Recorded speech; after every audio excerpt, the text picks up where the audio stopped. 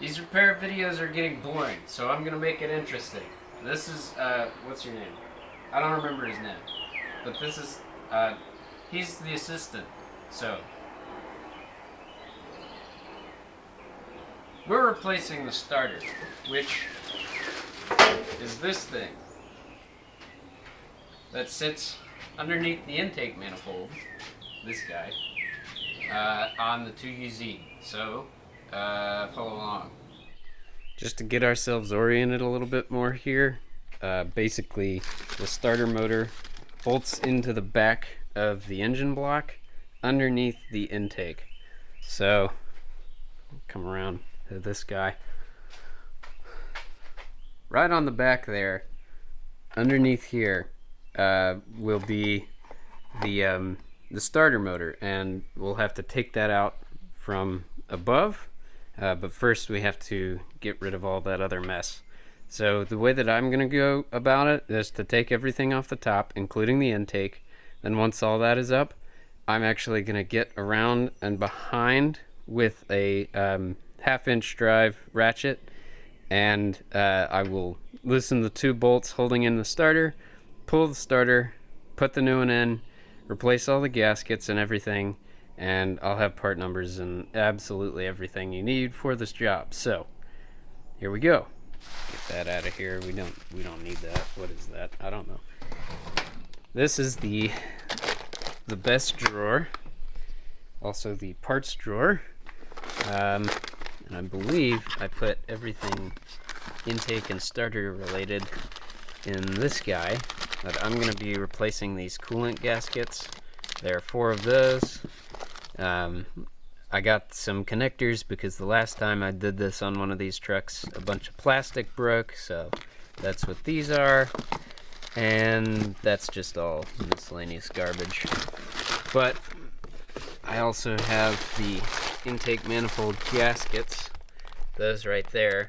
And again, I'll actually put all these part numbers in there, but that's all of that. First, I'm going to remove the air tube, which is connected to the airbox. So we'll get on that.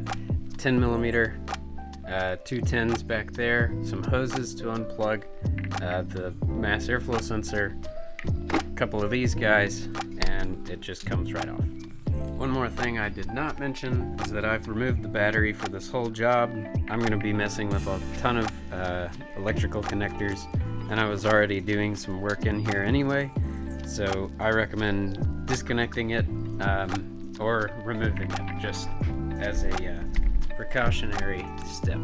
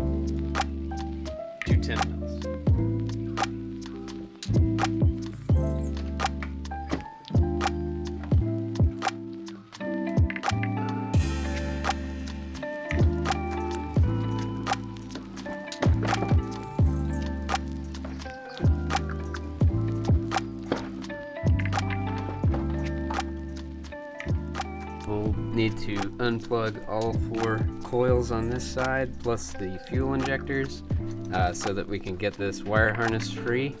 On the back there are a couple 10 millimeter bolts that hold the wire harness down, so we'll undo those once all the intake is out of there and whatever. I'll have to undo the throttle cable and the throttle connector, and mine is actually busted, so I'm holding it in place with a zip tie, and I'll be replacing that with a repin pretty soon. For this job, you do not need to remove the throttle body. I do not think I'm going to, because I just replaced the throttle body gasket, so there's not really any point to taking it off. The next step in the process is on the driver's side. So now you've got a mess of hoses and all sorts of stuff over here to undo. Basically everything that comes from the charcoal box, the fuel filter, anything that is connected to the intake has to come off so that we can get it out. I'll kind of work from the back inward. So first I'm just going to disconnect a bunch of vacuum lines, and I'll just sort of put those off to the side. There's a 2-pin connector right here. Needs to be undone. I'm just going to stretch these lines out of the way. There's also a ground cable that needs to be disconnected.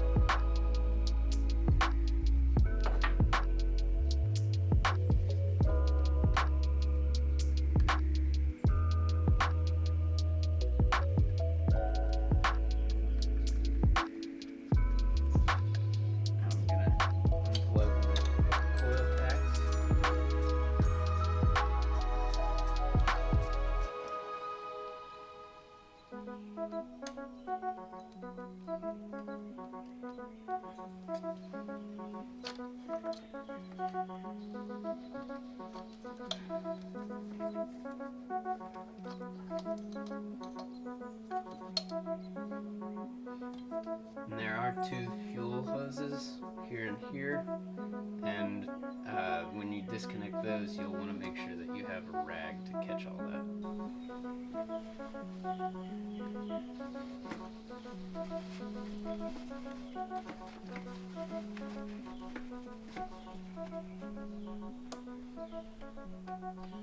And if you haven't replaced your fuel filter, you want to be careful with this. There's a green plastic piece keeping all that together. Just be careful when sliding that off.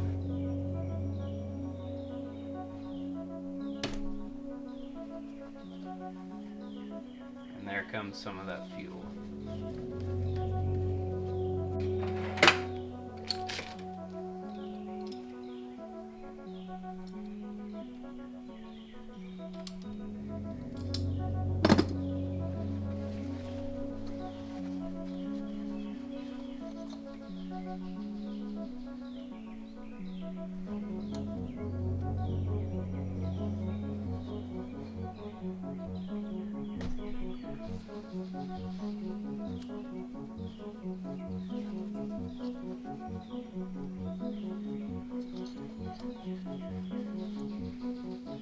And if you elevate the end, all the fuel stays in the bottom.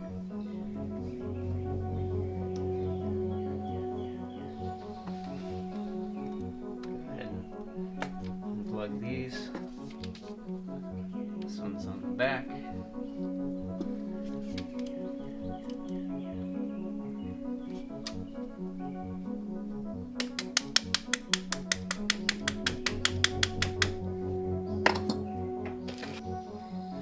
This connector, I had to get a pair of channel locks, pull it out like that. It's pretty stuck in there.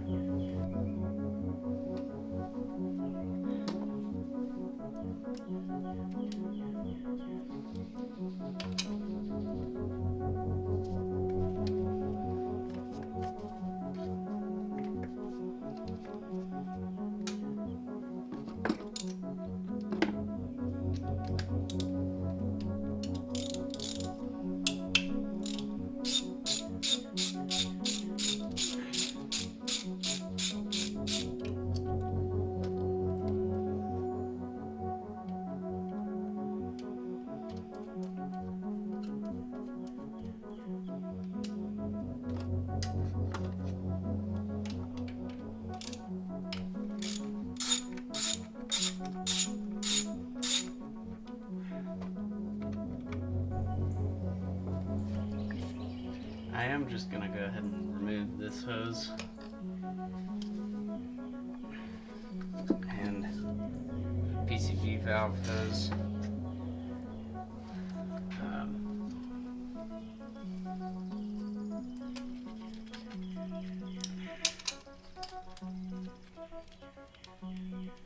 Just because it's nice to get them out of the way.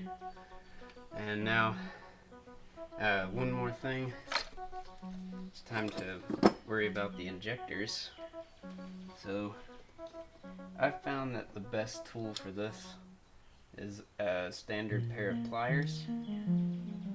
So you can grab onto the top of the injector connector and pinch the pull tab, and just like that it comes right off.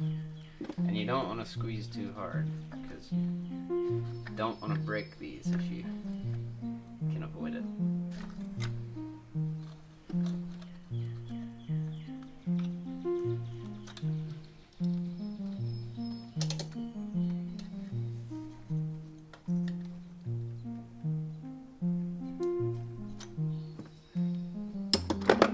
Just like that. So at this point, I've removed this side, the fuel injectors, most of the vacuum hoses, and the fuel lines. Now I need to remove the throttle cable on this side, the throttle wire, the injector connectors, and the coil pack connectors, and then I'll start working on the actual intake.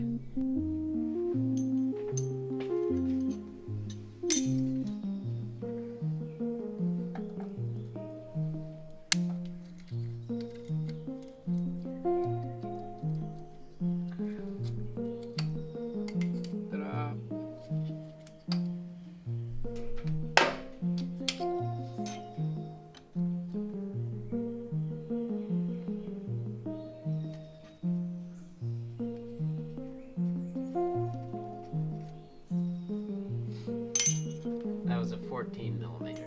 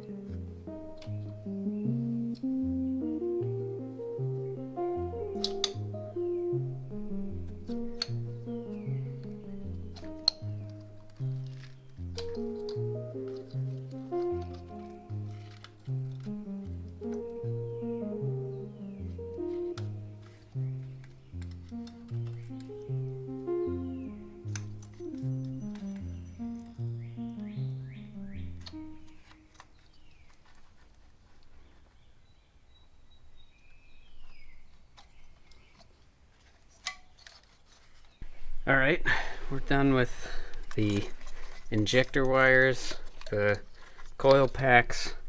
Now these two connectors right here, connected to the water inlet, are incredibly brittle. I've already taken these off of my truck before and they did not break, so I'm somewhat nervous, but just pinch and slide. That's one. And now for the second one.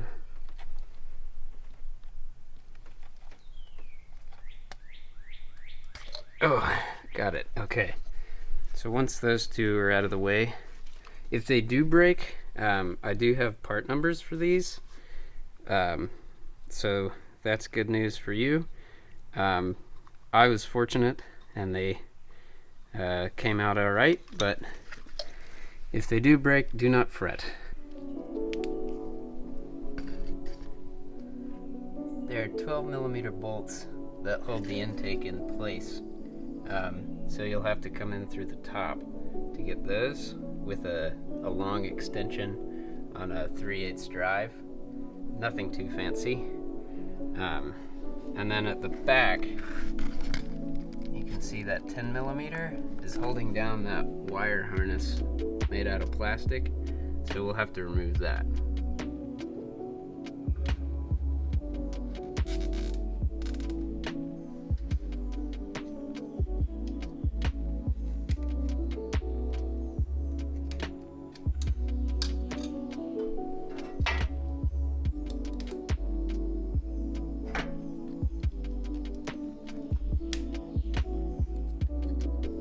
This is where things begin to get interesting, so I'm going to go ahead and focus on the 10mm bolts holding in that wire harness on the back. But up at the front, I disconnected the coolant line here and just moved it out of the way for now. But there's another smaller coolant line right there that runs in that S-curve, and that guy is a little bit of a pain to get to, but you can get to it from the driver's side, and just make sure that you have a towel ready to catch all that coolant when it spills out. Here we are with this bolt, and last time I did this, it actually snapped on me because the truck I was working on was pretty rusty, so I'm hoping that is not the case this time. Here we go. And just like that. Awesome.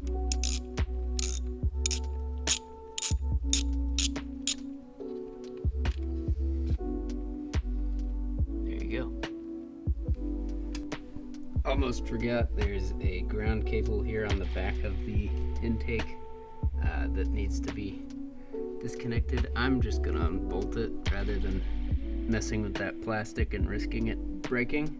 Okay, so I was wrong. It's pretty easy to disconnect that ground cable at the plastic connector. Just don't break it, I guess. This is the point where you really start to question your choice of hobby when you're standing in your engine bay trying to replace your daggum starter, but that's what we're doing. So down in there is a 10mm bolt right there, dead center. So that's what I'm going for here. Just a couple extensions and a 10mm socket, and that will free up this plastic wire harness keeper.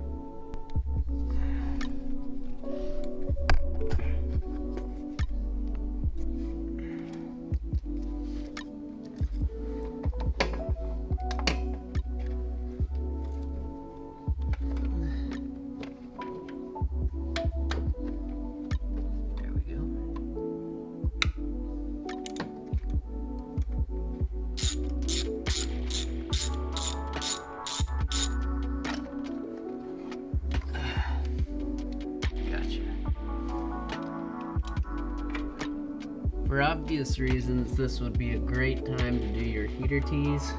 Mine are still okay from when the previous owner replaced them about a year ago, so I see no point in replacing those at the moment, apart from the clamps. But a couple other things: if your fuel injectors are leaking, mine were recently, and I kind of wish that I had just waited to do it when all of this happened, but I didn't know the starter was going out. So it is what it is. But the next part basically involves getting a 12mm socket onto the bolts holding the intake down. And to be clear, these bolts do not get loosened. Those hold the top of the intake to the bottom, which you do not want to remove. You're just removing the whole thing. So let's get to it. Our first in the in the way bracket is the throttle body cable, freaking throttle. No, not that. The throttle cable thing. The bracket. It holds it here. So that's in the way. So I'm gonna remove that.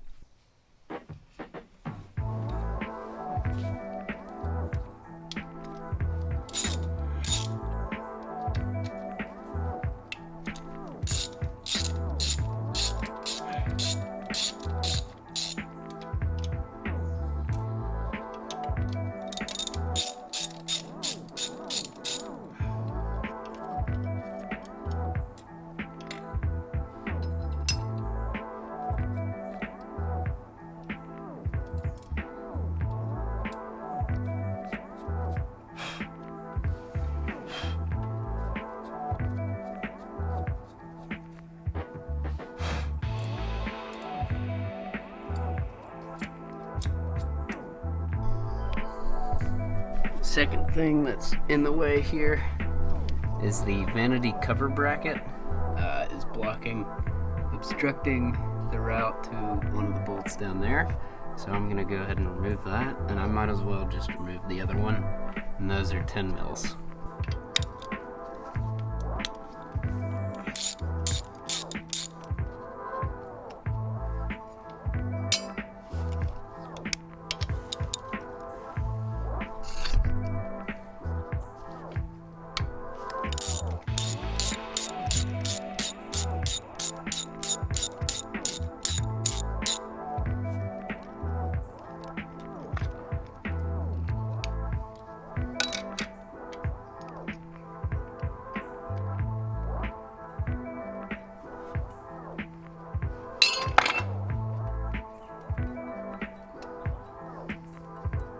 Before I forget, I still have to remove that guy, a little clamp, and the hose for the, it's a little coolant bypass water hose, so gonna remove that.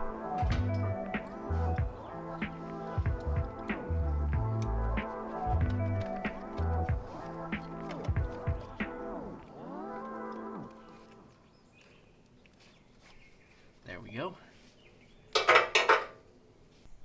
And now, ladies and gentlemen, it's the moment you've all been waiting for. Time to remove all those bolts holding down the intake. So, yay!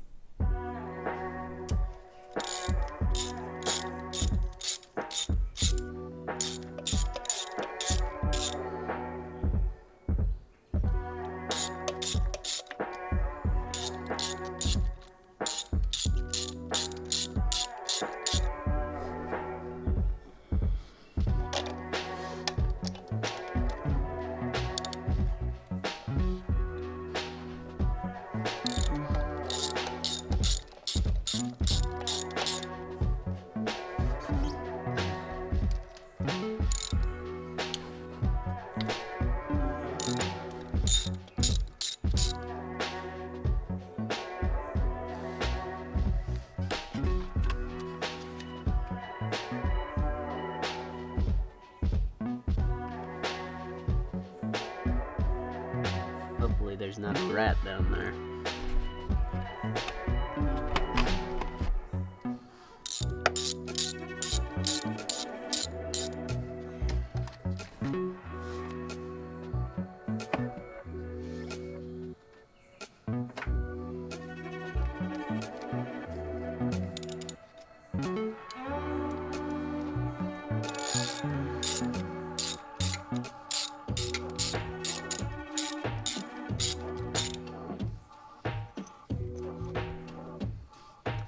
Gotta use my high-tech magnetic device here.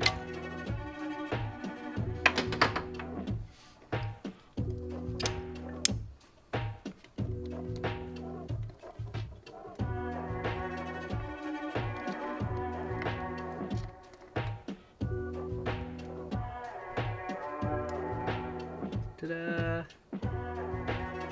That's pretty smart.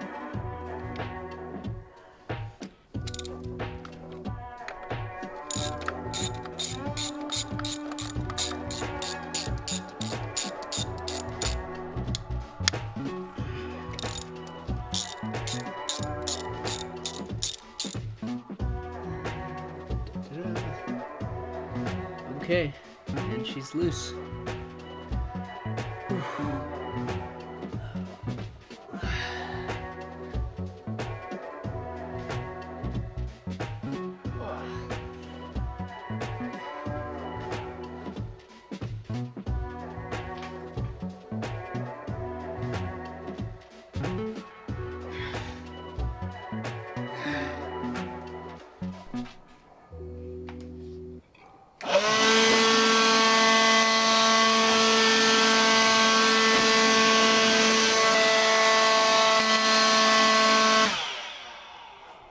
Alright, this part's more interesting.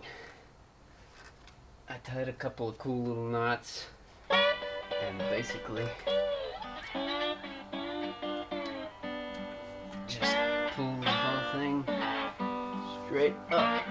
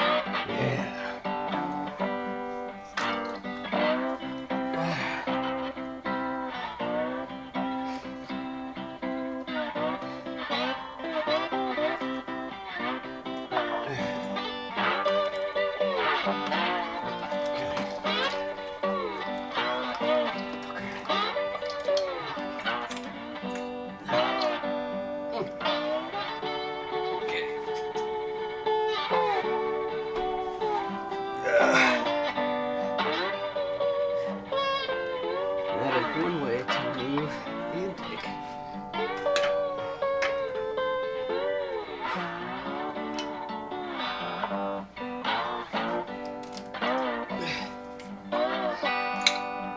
Yep. Okay.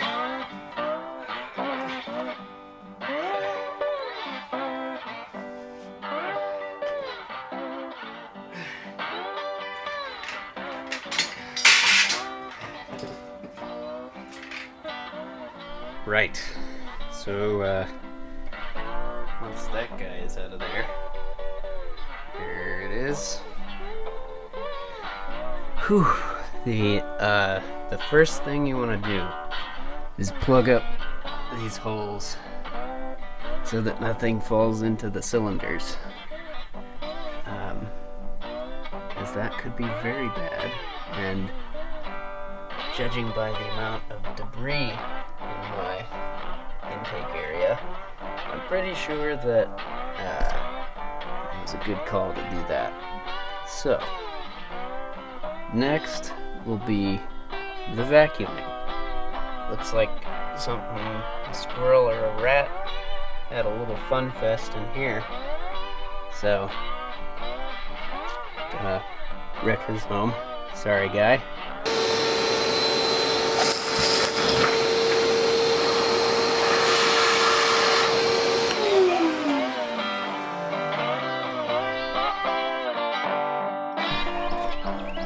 Here we are, it's day 2.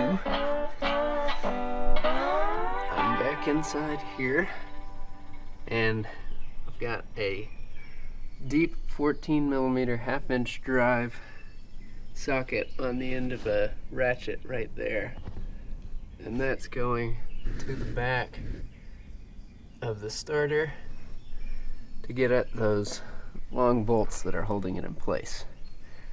I went ahead and disconnected the ground cable over there and the single pin connector, which did in fact break, so I'm gonna have to replace that, but luckily I already have a spare.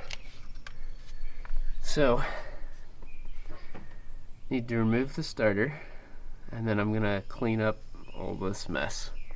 But basically, there's a little plastic wire harness holder here there's a 10 millimeter on the back, but I think the starter might have already been replaced, and that 10 millimeter was not in its spot, and so not gonna worry about it. But then underneath, right there in the center, there's a 10 millimeter bolt, nut, that I'll have to get out, which is gonna be a pain, but we'll figure it out.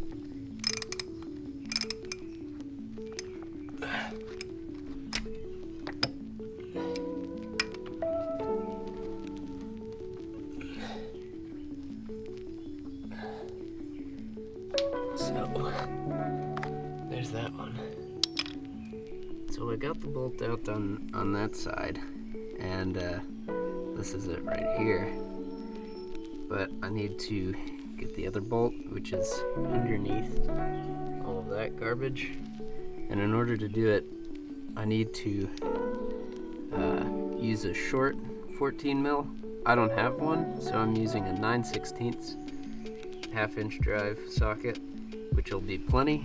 And then I'm gonna use a flex head like this, a universal adapter, and a half-inch ratchet. So here goes.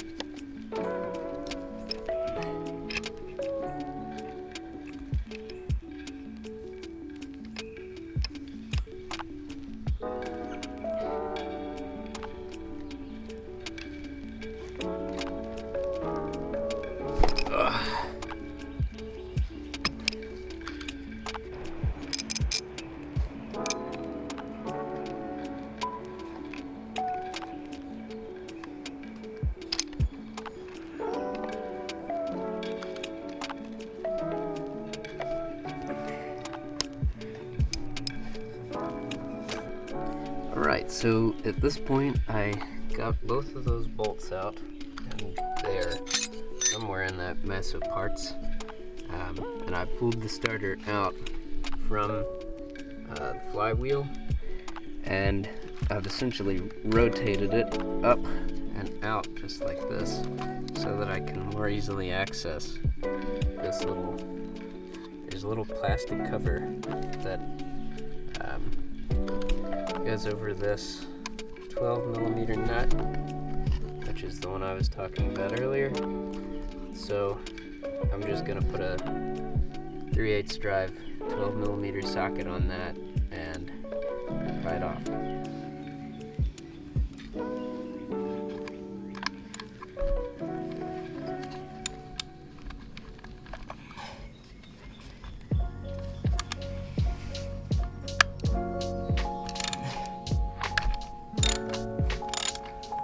A lot of people say this is the hardest part, but it's not so bad. There it goes. So now, the starter is free and it can come out. Don't lose that nut. Right, so I've gone ahead and cleaned out the interior, or underneath the intake here, so it's looking a little bit more normal. And I'm draining the radiator so that I can take off these two water bypass sections and replace those gaskets under there, because I would hate to have to get back in here and do that again. So I'm just gonna do it all at the same time here. There are 4 total, and they're all the same part. Right here and right there. First, I'm gonna deal with the back. And again, I mentioned it earlier, but if you need to do your heater tees, this is a brilliant time to do so. And then I'll come up to the front.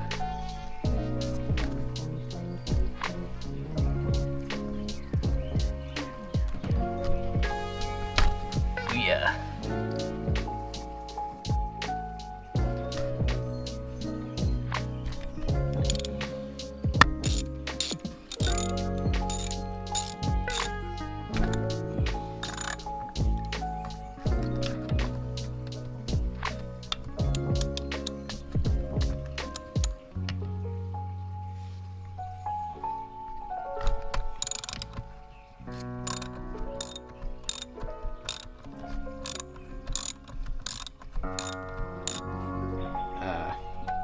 One of the old gaskets came with the piece, but the other one stayed on.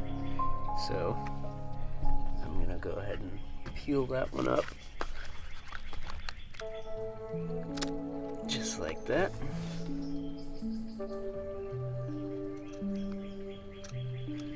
And it actually looks to be in decent condition, all things considered.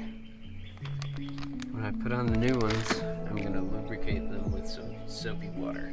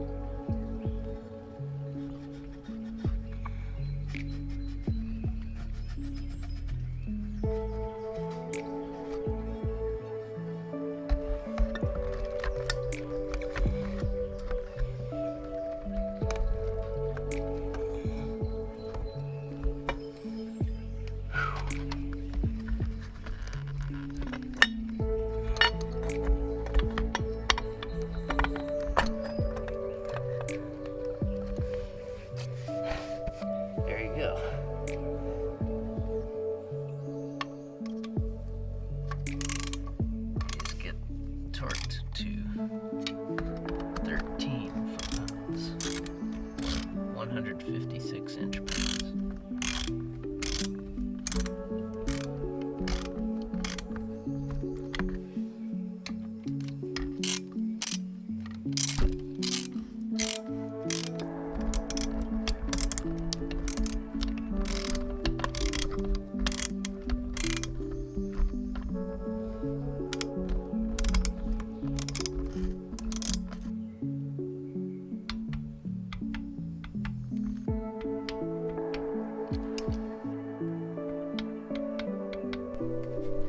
So I've gone ahead and removed the serpentine belt, and I just broke the bolt for the idler pulley, as in broke it free, not broken.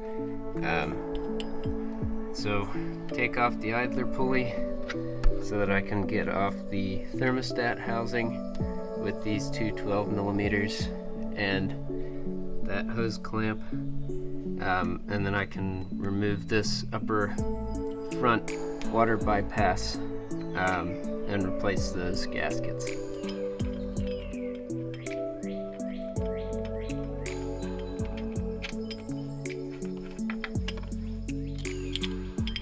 Idler pulley, shield, and bolt.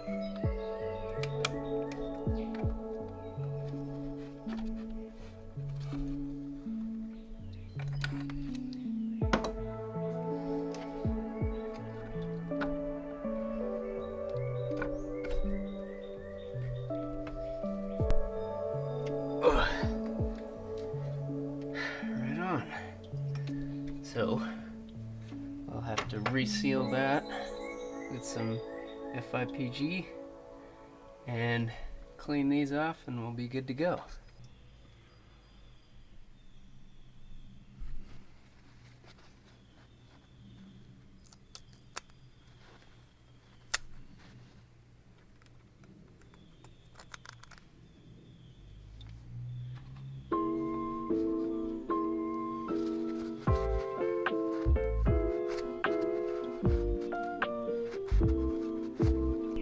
Alright, well, camera died, so missed that part of the process, but basically I just used a flat razor blade and a real tiny flathead screwdriver to get into that groove and clean out all of that old FIPG.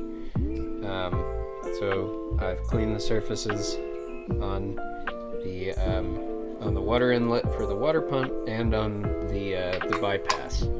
So those are ready to go back on.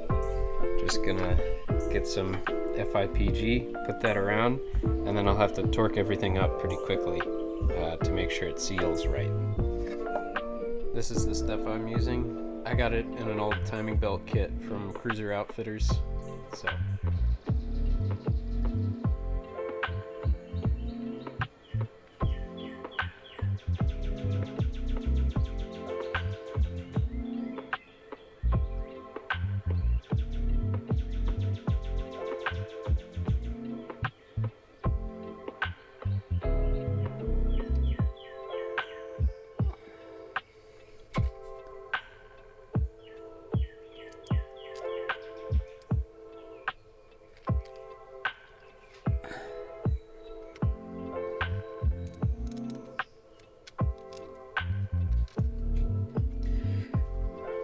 alright, here we go.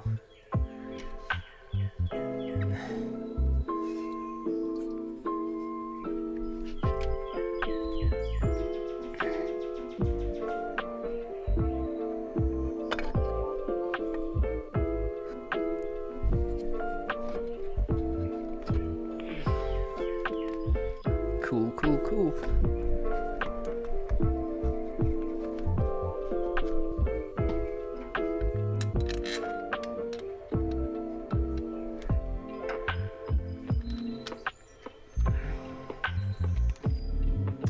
So all 6 of these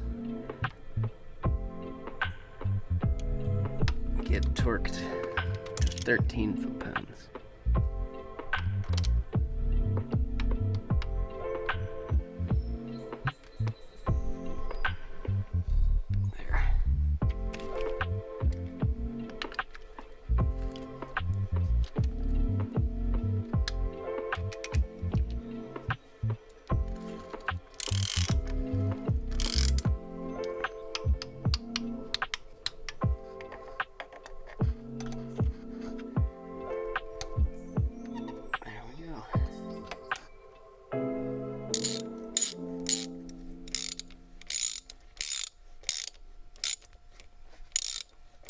Once you've given everything your last looks and cleaned out the cell or the well here, then it's time to go ahead and get the new starter and put that in place.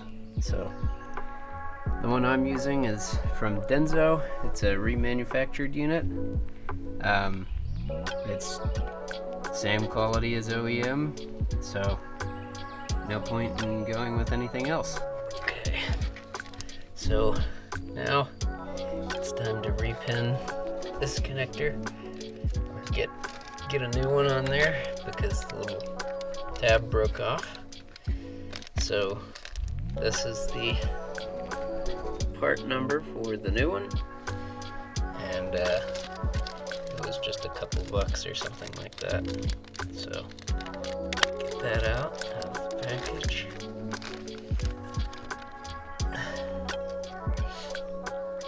And don't lose that. So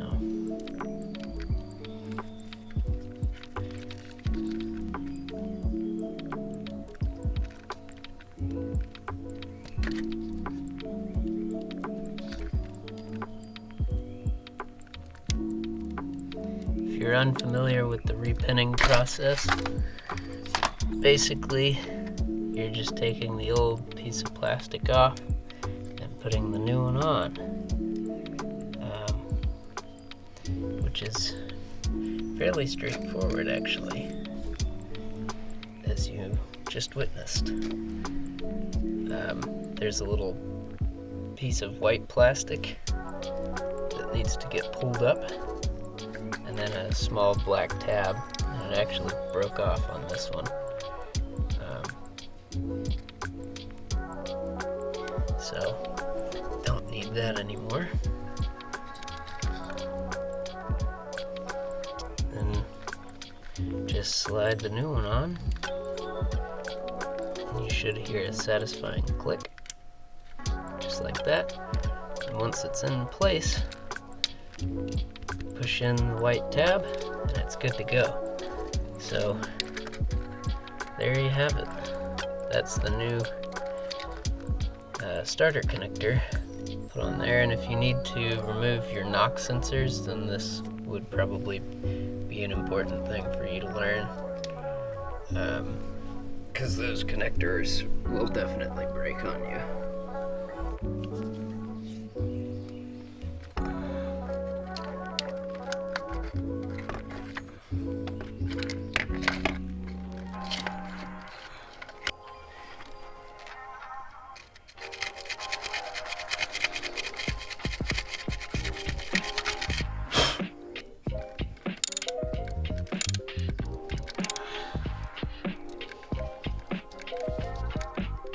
And that is good and tight. Whew. Right on. I'm just gonna close that plastic cover, slide the starter in. Now it's time to get those 14 millivolts. So once you're satisfied with the alignment of this, just go ahead and start threading one of those bolts. And it's the driver's side that is the problem child. Okay, so starter is in. I used a 14 mil deep 1/2 inch on this side and a 14 millimeter or 9/16 small 6-point with a flexing head on the driver's side, or the left-hand side of the engine. And again, that's just with a 1/2 inch. But once that guy's in place, you can go ahead and start everything with your wires. So plug that in.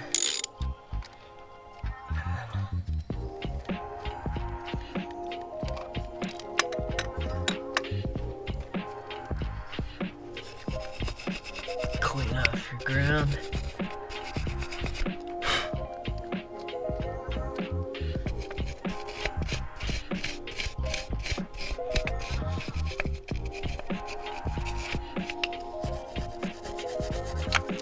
Oh, great. Drop the bolt.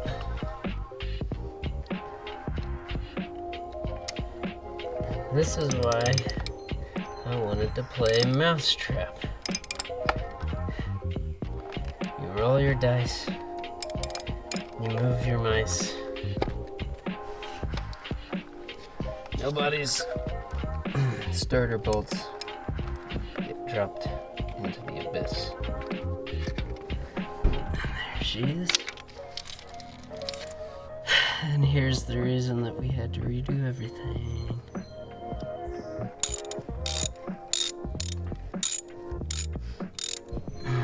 That's good and tight. Oh. And with that, I believe we're done. Starter, connector wire, ground. Okay. Time to put the the intake back on.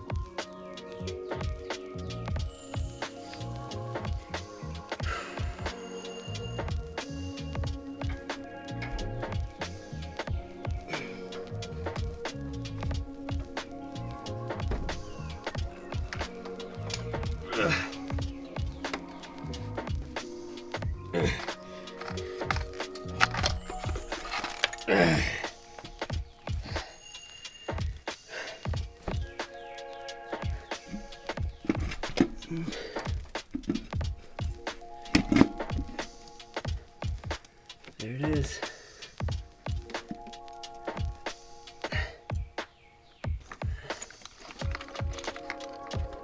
Oh yeah.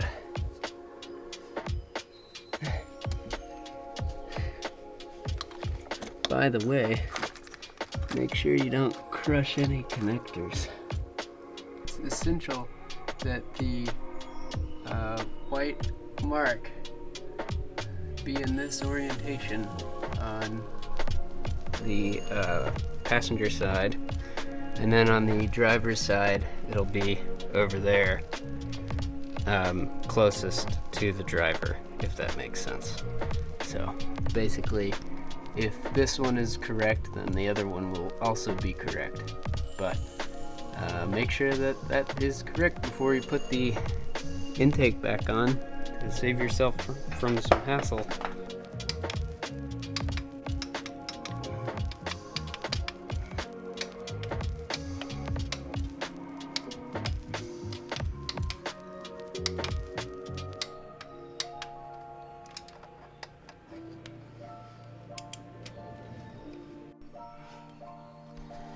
Alright, putting the idler pulley back on.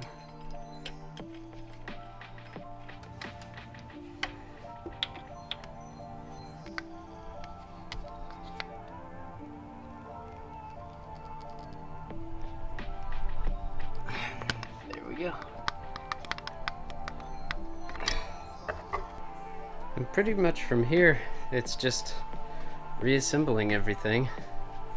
So, you know, hoses and wires and airbox thing and all of that crap. Put in the battery and turn it over.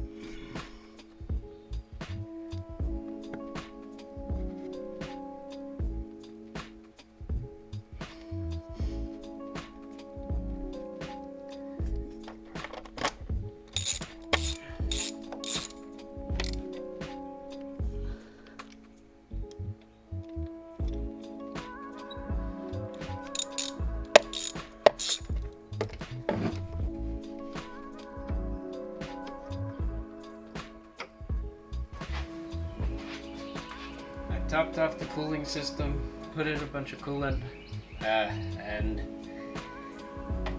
reconnected the battery, so now it's time to try this out. See how it goes.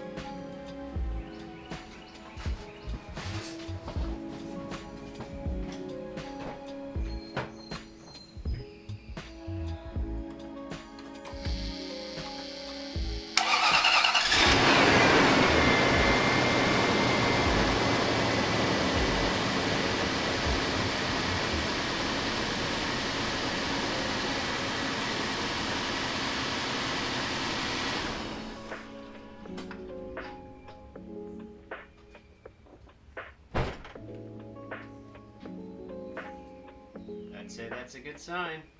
In conclusion, I think this is a fairly easy job. If you can do your own timing belt, then you can probably do this. If you can change your own oil, you can probably do this. But essentially, you just take the intake off and do whatever. A couple other jobs that might be good to consider to do while you're in there that I have already done, so I didn't feature them in this video. Replacing any of the O-rings for the fuel injectors, which include 3 separate pieces of rubber: the grommet, the O-ring, and the seal. You could also replace your NOx sensors if you wanted to. Mine were fine, and it was another $200 that I didn't feel like spending.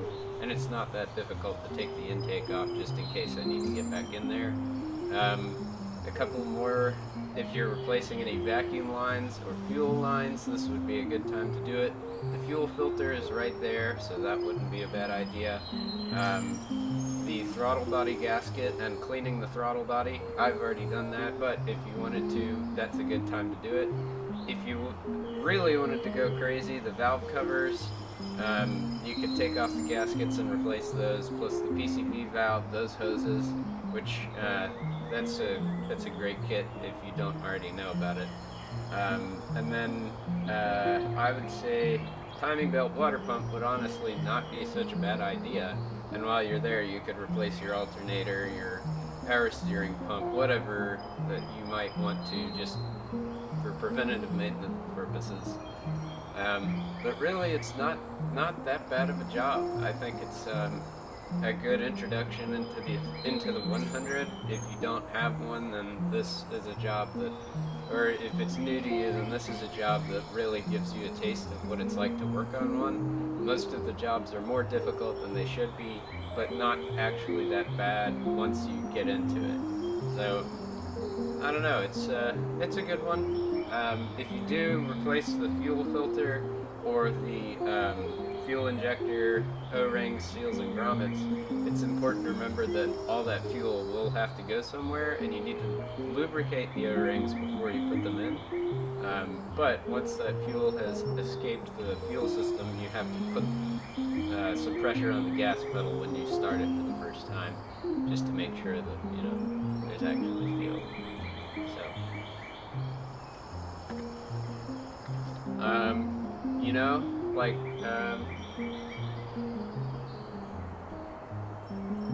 you got this.